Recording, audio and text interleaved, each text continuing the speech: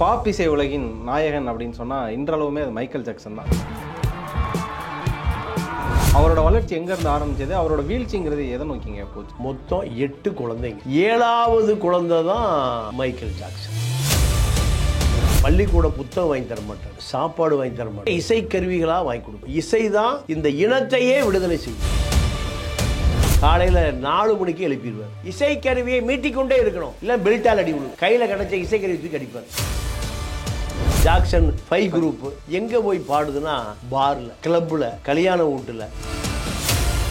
Diana என்ற ஒரு rock இசை பாடகி இந்த சிறுவர்களை பார்க்கிறார். இவர்களுடைய வாழ்க்கை அப்படியே திருப்பி போகும். கிங் ஆஃப் பாப் ஒரு விருது, king of music award, king of dance award, king of style award, king of moonwalk award அவருக்கு தான். அவர் தன்னுடைய கருப்பின அடையாளத்தை மாற்றுகிறார். வரலாற்று தவறே அதுதான். 37 முறை முகத்தை மாத்துறாரு. தன்னுடைய செலவுகளுக்காக இசைக்கருவியை விற்கிறாரு, காரை விற்கிறாரு. 3000 ஏக்கரை நெவர்லாண்ட் உள்ள போயிட்டா. பாம்பு பள்ளி, அனகொண்டா, உடல் முழுக்க வெண்புள்ளி. மரணப்படுக்கையில மரணத்தோடு போராடி கொண்டிருக்கிறார். சிறுமுக்கு உடைஞ்ச ரத்தம் கொட்டு. 45 டிகிரியில் ஒரு டான்ஸ் பண்ணுறாரு. அதன் பிறகு ஏதோ ஊசி மருந்தோ இல்லை ட்ரக்ஸோ இல்லாமல் அவரால் நடமாட முடியாதுங்கிற நிலைமைக்கு வந்துடுறாரு. 100 வயது கண்டிப்பாக வாழ்வேன்னு அவர் சொல்கிறார். என்ன காரணம் கேட்டிங்கன்னா, மருத்துவ உலகம் தன்னை மாற்றியதுங்கிற. இப்போ இந்நேரம் மைக்கேல் ஜாக்சன் உயிரோட இருந்திருந்தா இந்நேரம் எந்த இடத்துல இருந்திருப்பாரு? இங்கே உலகத்தில் வெல்லப்பட முடியாத ஒரு இடத்துல இருந்திருக்கு.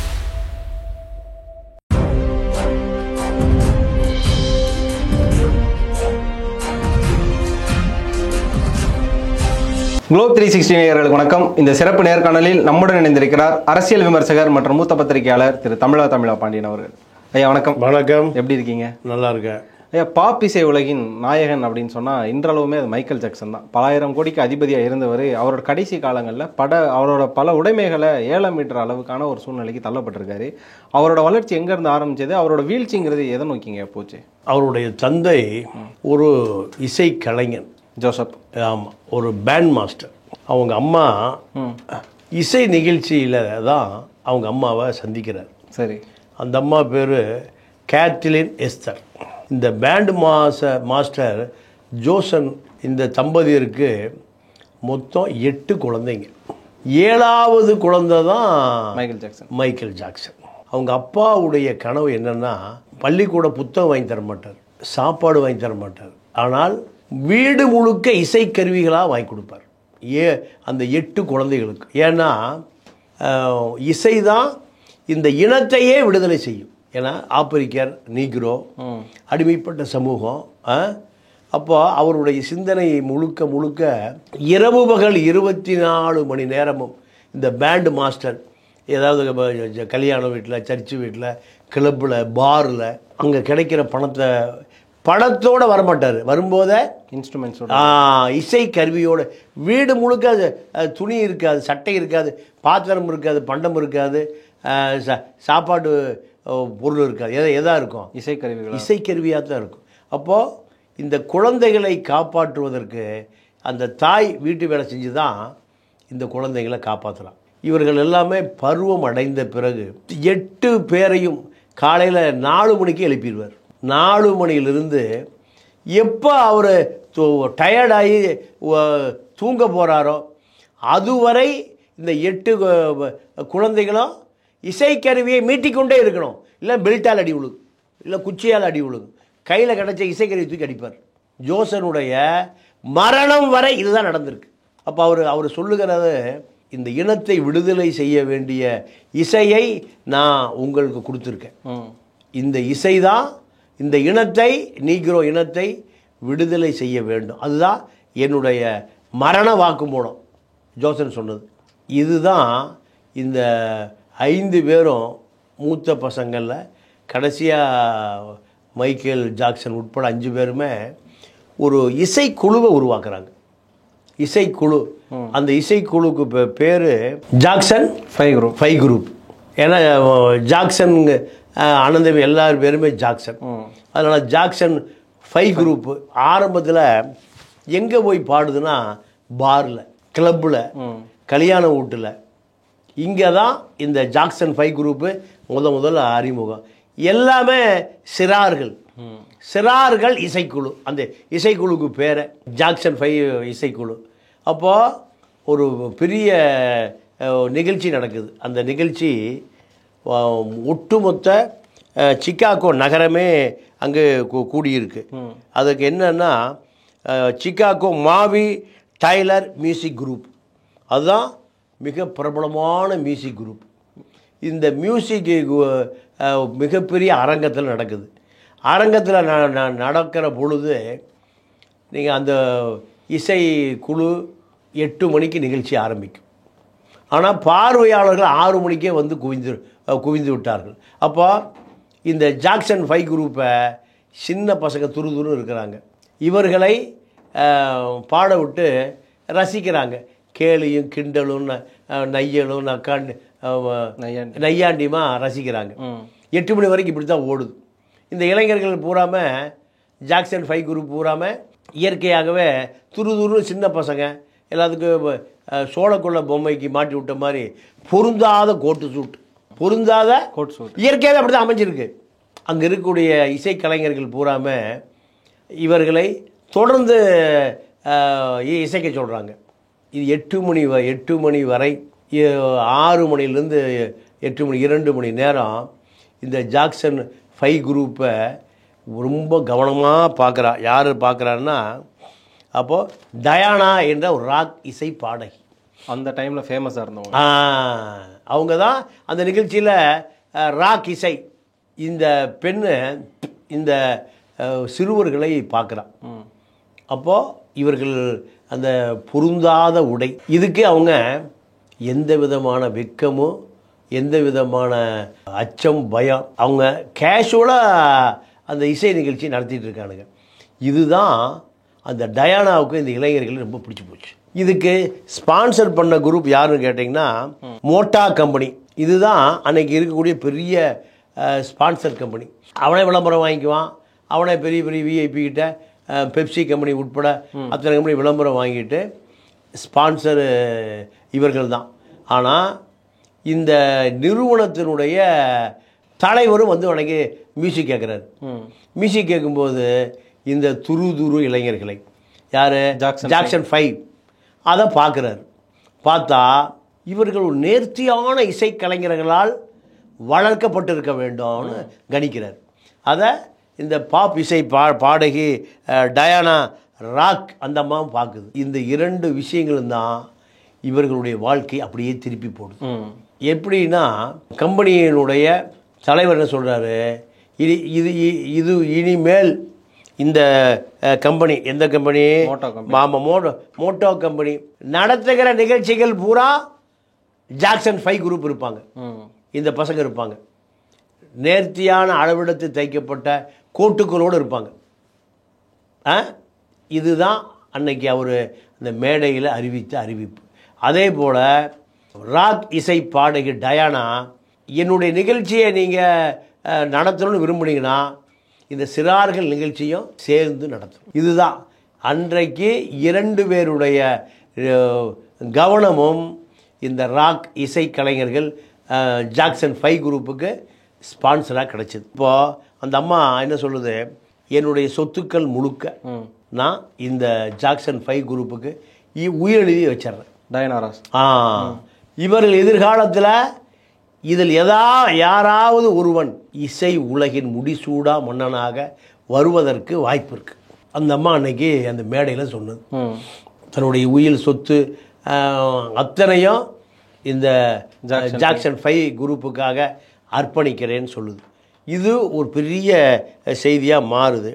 இதற்கு பின்னாடி இவர்கள் என்ன பண்ணுறாங்க கேட்டிங்கன்னா, 5 இந்த மைக்கேல் ஜாக்சன் குரூப்பு ஒரு ஆல்பம் போடுறாங்க, காட் டு பி ஃபேர். இதுதான் முதல் ஆல்பம். 5 இளைஞர்களும். அடுத்து ஒன்று போடுறாங்க ஹாப்பி வால், அடுத்து த்ரில்லர். 3 ஆல்பம் இந்த ஜாக்சன் ஃபைவ் குரூப் இளைஞர்களால் உருவாக்கப்பட்ட ஆல்பம் உலகில் இன்றளவும் பேசப்படுகிறது. இதுதான் இவர்களுக்கு ரசிகர்கள் மத்தியில் உலக புகழை பெற்று தந்தது. அதை தாண்டி அமெரிக்க இசை விருது அந்த ஆல்பத்துக்கு கிடைக்குது, கிராமிய விருது. அது அடுத்து வாழ்நாள் சாதனையாளர் விருது கிடைக்குது. அடுத்து இவங்க போட்ட ஆல்பம் பிளாக் ஆர் ஒயிட்.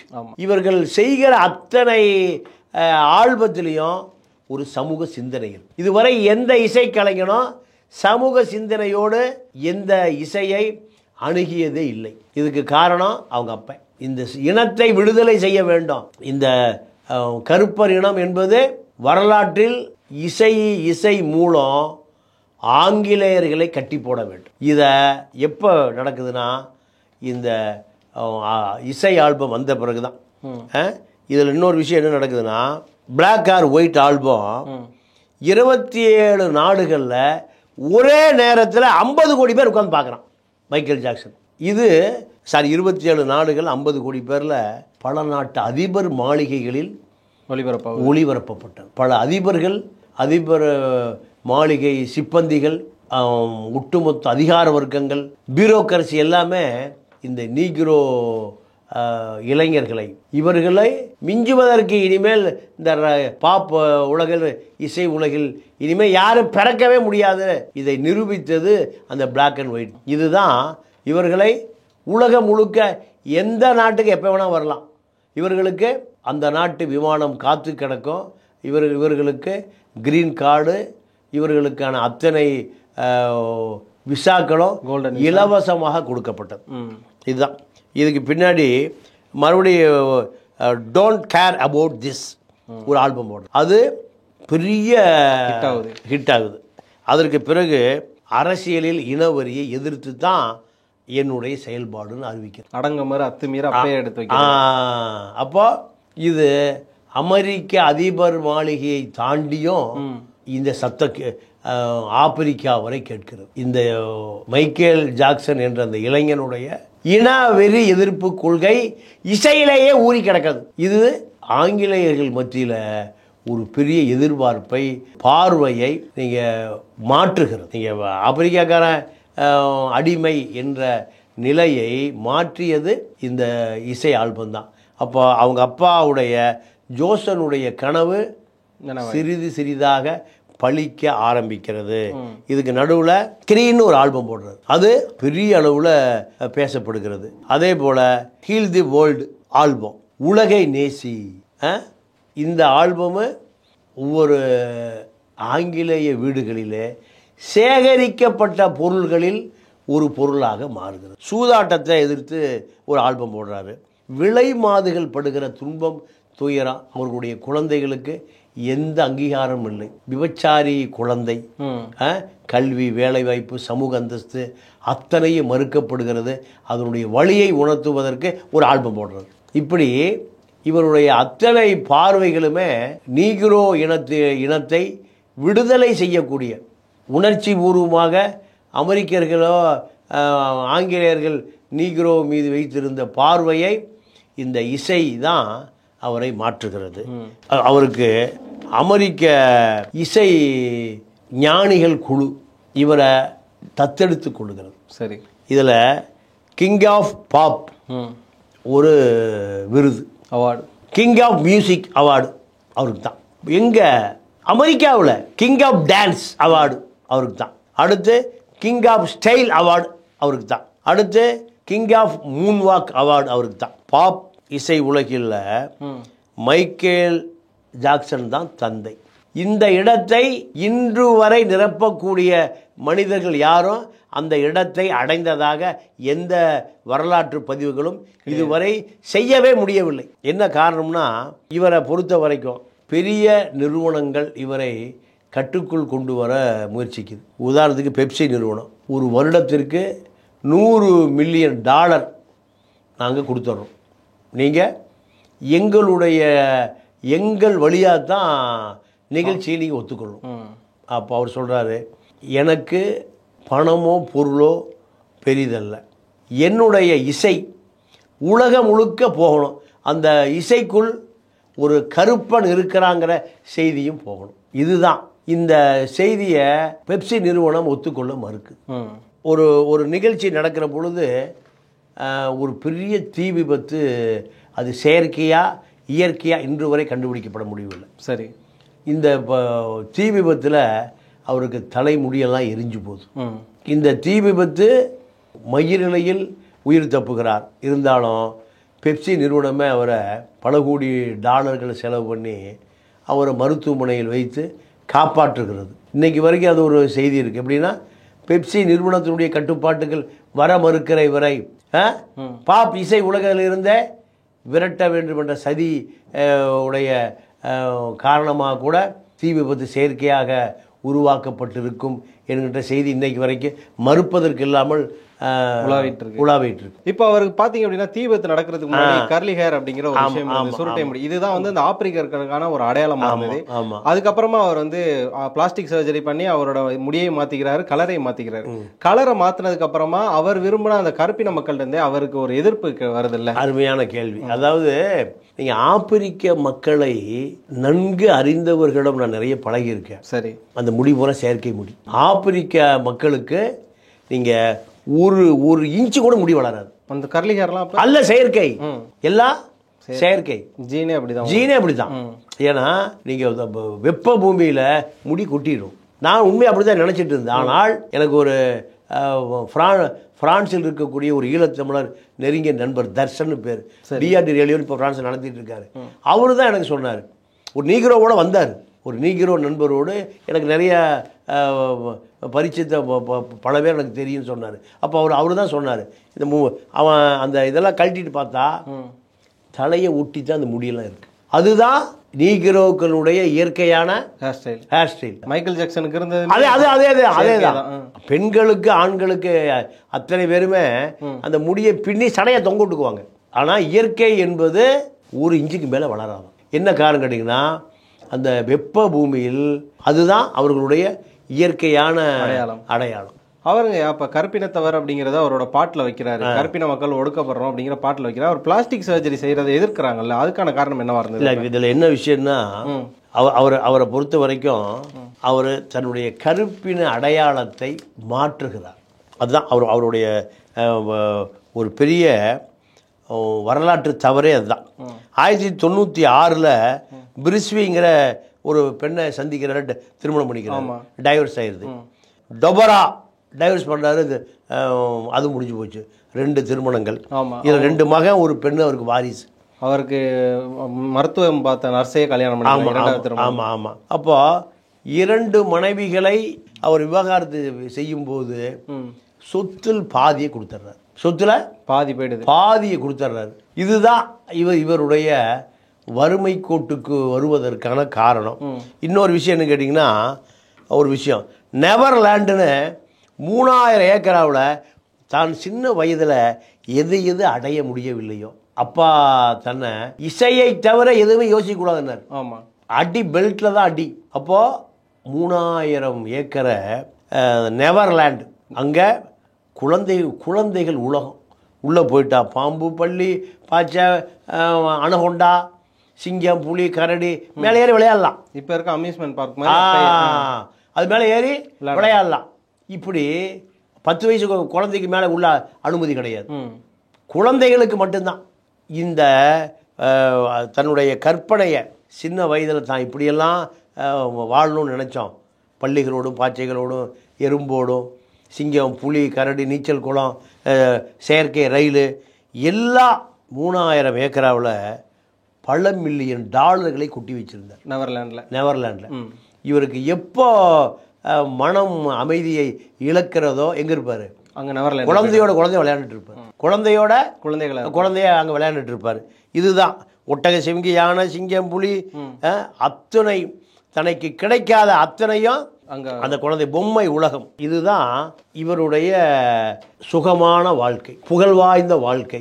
இதற்கு பிறகு என்ன நடக்குதுன்னா, இவர் தன்னை ஆங்கிலேயனாக காட்டிக்கொள்வதில் விரும்புகிறார். வெள்ளையனாக காட்டி தன்னை மாற்றணும்னு விரும்புகிறார். இதற்காக முகத்தை அப்படியே பிளாஸ்டிக் சர்ஜரி பண்ணி தன்னுடைய முகத்தை மாத்திக்கிறாரு, சிகப்பு முகமா மாத்துறாரு. மூக்குலையுமே ஒரு பிளாஸ்டிக் சர்ஜரி பண்ணி 37 முறை பண்றாரு. ஒரு முறை இருமுறை எத்தனை முறை? 37 முறை முகத்தை ஆங்கிலேயர் மாதிரி மாத்துறாரு. இந்த மாற்றத்திற்கு பிறகு தன்னை சீராட்டி பாராட்டி தலையில் தூக்கி கொண்டாடிய அந்த ஆப்பிரிக்க மக்கள் கீழே போட்டாங்க. ஏன்னா நீ எங்களுடைய அடையாளமாக உன்னை நாங்கள் போற்றி கொண்டாடினோம், ஆனா நீ எங்களை உதாசீனப்படுத்துகிறாய், ஆங்கில அடையாளத்தோடு வாழ விரும்புகிறாய், உன்னை நாங்கள் ஏற்றுக்கொள்ள மாட்டோம். இதில் அவர் எதிர்பார்க்காத அடிகள் உடைஞ்சு போயிடுறாரு. இதுக்கு பிறகு அவர் மறுபடியும் என்ன பண்ணுறாருன்னா நடிக்க போய் ஒரு படம் பண்ணுறாரு. சரி, அந்த படம் என்ன பேருனா தி V2. அந்த படம் சரியாகவே ஓடலை. ஏன்னா சரியான சிந்தனையை அந்த படத்தில் செலுத்த முடியல. நாம் இருவர் அப்படிங்கிற படம் தன்னுடைய முழு கற்பனையை அதில் செலுத்த முடியல. என்ன காரணம்? அவருக்கு அப்போ பல பிரச்சனைகள். என்ன அதாவது கருப்பின மக்கள் தூக்கி போட்டான். ஆமாம், குடும்பம் பொண்டாட்டி பிள்ளை 2 மனைவியும் சொத்துல பாதி சொத்தை வாங்கிட்டு போயிட்டாங்க. இரண்டாவது எல்லா நிகழ்ச்சியும் கூட்டமே வர்றதில்லை. அதாவது நீக்ரோ மக்கள் புறக்கணிச்சிட்டான். ஆமாம், ஆங்கிலேய மக்கள் ஏற்றுக்க மாட்டேங்கிறான். அப்போ இந்த மனக்குழப்பத்தில் அவர் என்ன பண்ணுறாருன்னு கேட்டிங்கன்னா அரபு நாட்டில் போய் செட்டில் ஆகலான்னு முடிவு பண்ணுறாரு. அப்போது பஹ்ரைன் போகிறார். பஹ்ரைன் போகும்போது பஹ்ரைன் மன்னர் வரவேற்கிறார். வரவேற்று சொல்கிறாரு, அரபி இளைஞர்கள் 3 நிமிஷம் தன்னை மறந்து கூச்சல் போட்டதை நான் அங்கே தான் பார்த்தேன். அரபிகள் ரொம்ப அடக்கமானவர்கள், அல்லாவுக்கு மட்டுமே அடிபணிபவர்கள், அஞ்சுவதும் அடிபணிவதும் அல்லாஹ் ஒருவனுக்கு. இந்த அரபிகள் நீங்கள் மிகப்பெரிய ஒரு நீக்ரோ இனத்தினுடைய அடையாளத்தை அவர்கள் 2.5 நிமிடம் 3 நிமிட நேரம் தன்னை மறந்து உன்னை வரவேற்று அவர்கள் அந்த கத்தியதை பாற்ற பிறகுதான் நானும் உன்னுடைய ரசிகனான தன்னுடைய அரண்மனையில் உன்னுடைய இசை பயணத்தை தொடங்குங்கிறார். அங்கே கொஞ்ச நாள்லையே முரண்பாடு வந்து ரெண்டு பேருக்கும் வாக்கிய முரண்பாடு வந்துடுது. இந்த முரண்பாடு வந்த பிறகு பஹ்ரைனை விட்டு கிளம்புகிறார். என் ஊருக்கே போகிறேன், எனக்கு இந்த சூழ்நிலை கட்டு கொண்டு வர முடியலைங்கிறாரு. இதுதான் இப்போ மொழி தெரியாதவன் கூட, ஜாக்சனை தெரியாதவன் கூட இத்தனை ரசிகர்களை கொண்டிருந்த இந்த மைக்கேல் ஜாக்சன் கடைசி காலத்தில் என்னன்னா மறுபடியும் பெப்சி நிறுவனம் கூப்பிட்டு இந்த கனவு இல்லத்தை கேட்குறான், பல கோடி ரூபாய் தர்றேன், நெவர்லாண்டு இந்த நெவர்லாண்டை எங்களுக்கு கொடுத்துரு, இது ஒரு கமர்ஷியல் ஆக்கிடுவோம், உன்னுடைய வறுமையை ஒரே நாளில் ஒழிச்சிடறோம், பல கோடிக்கணக்கான டாலர்களை தர்றோம், சிங்கிள் செட்டில்மெண்ட்டு, நீ ஒரு 50% ஷேர் ஹோல்டர், நாங்கள் 50% ஷேர். கடைசி சொல்கிறேன், நான் வறுமையில் மரணம் அடைந்தாலும் சரி, நான் பார்க்காத வறுமையே இல்லை, எங்கள் வீட்டில் வறுமையை தவிர எதுவும் பார்த்ததே இல்லை என்னுடைய இளம் வயதில். அதனால் அந்த குழந்தைகளுக்கு நான் முற்று முழுதாக இதை அர்ப்பணிக்கிறேன். எனக்கு அதில் ஒரு பைசா கூட வேண்டாம், என்னுடைய பெயரை அது சொல்ல வேண்டும்.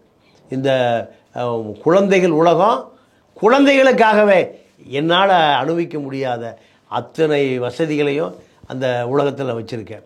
அதனால் அவர்களுக்கு நான் அதை இனாமாக கொடுத்து விட்டேன், எனக்கு பணமே வேண்டாங்கிறார். அதன் பிறகு தான் தன்னுடைய செலவுகளுக்காக இசைக்கருவியை விற்கிறாரு, காரை விற்கிறாரு, ஏலம் விடுறாரு. இதுதான் கடைசி காலம் வரை அவர் சமரசம் செய்து கொள்ளவில்லை. இதுதான் அவருடைய கடைசி காலம். மனைவிகளும் இல்லை. இதில் அவர் 37 முறை செய்த அந்த பிளாஸ்டிக் சர்ஜரி அவருடைய உடலை பலவாறாக தொந்தரவு செய்து உடல் முழுக்க வெண்புள்ளி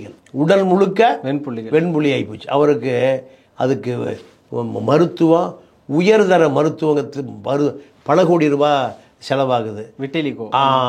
இதுக்கு பிறகு அவருடைய வாழ்க்கை என்பது மரணப்படுக்கையில் மரணத்தோடு போராடி கொண்டிருக்கிறார்.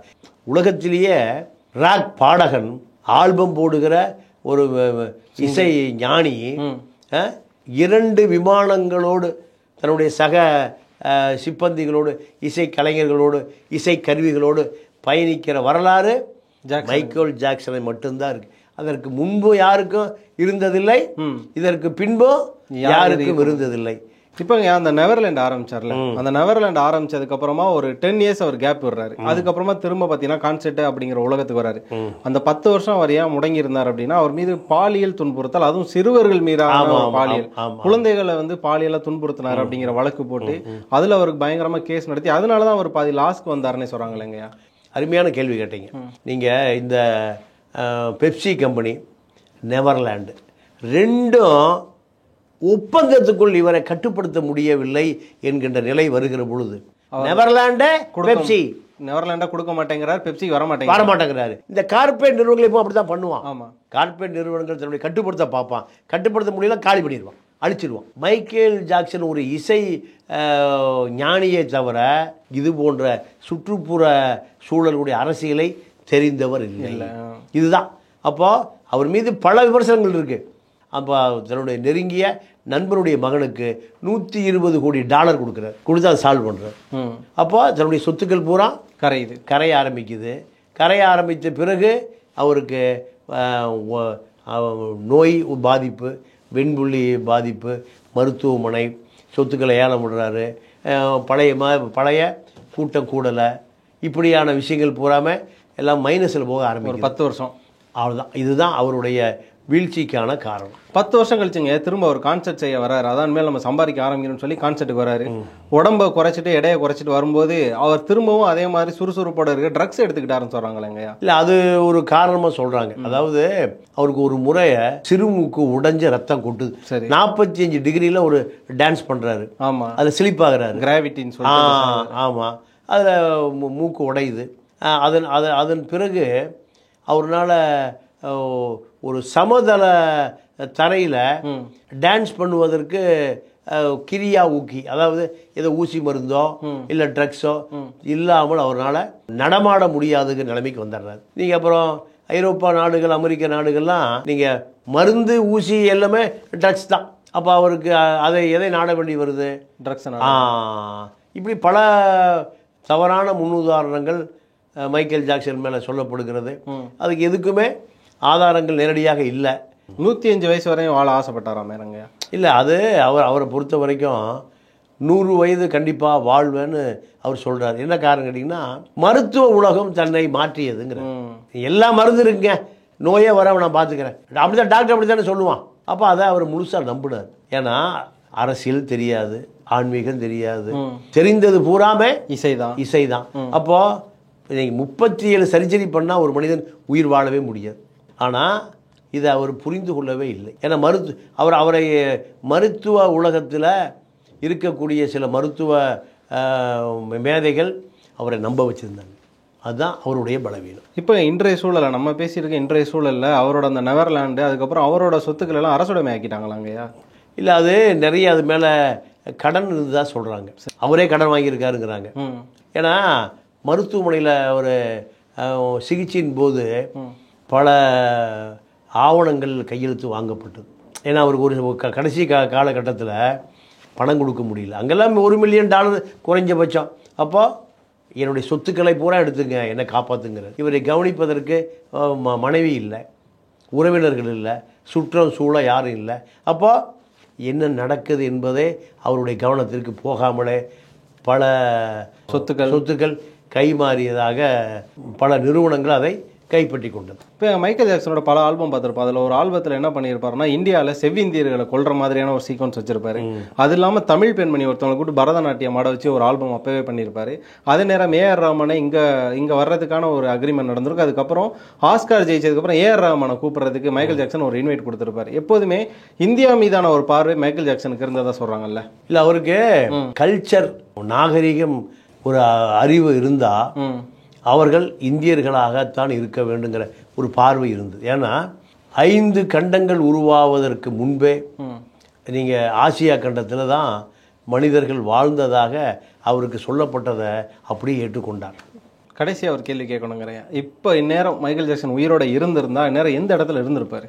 நீங்கள் உலகத்தில் வெல்லப்பட முடியாத ஒரு இடத்துல இருந்திருப்பார். என்ன காரணம் கேட்டிங்கன்னா, நீங்கள் நீக்ரோக்களுக்கு, அதான் நீக்ரோன்னு சொல்ல வரல, உலகத்தில் ஒடுக்கப்படுகிறவனுக்கு தான் நீங்கள் உயிரணுக்களே போராடும், ஜீனே போராடும். அந்த உணர்வு என்பது நீங்கள் உலக வரலாற்றை திருப்பி போட்ட அத்தனை பேருமே மிக மிக ஒடுக்கப்பட்ட சமூகத்தில், ஒடுக்கப்பட்ட இனத்தில், ஒடுக்கப்பட்ட வாழ்வியலிருந்து தான் வர்றோம். அப்போ இவர்களால தான் உலகத்தை விடுதலை செய்ய வைக்க முடியும். ஏன்னா இவனுக்கு தான் உடம்புல அந்த போராடுகிற குணம் ஜீன் இருக்குது. பிரிட்டிஷ் இளவரசருக்கு எந்த ஜீன் இருக்காது. இதுதான் உலக வரலாறை திருப்பி போட்ட மைக்கேல் ஜாக்சனாக இருக்கட்டும், யாராக இருந்தாலும் இன்னைக்கு சமூகத்தில் ஒடுக்கப்பட்ட ஒருவனால் தான் இந்த இனத்தை, உலகத்தை விடுதலை செய்ய முடியும் என்று நிரூபித்தவன் மைக்கேல் ஜாக்சன். படத்தில் ஒரு டைலாக் தாங்க, இவர் புதைக்கப்படவில்லை, விதைக்கப்பட்டிருக்கிறார் அப்படிங்கிற மாதிரி. ரொம்ப நன்றிங்க ஐயா. நன்றி, வணக்கம்.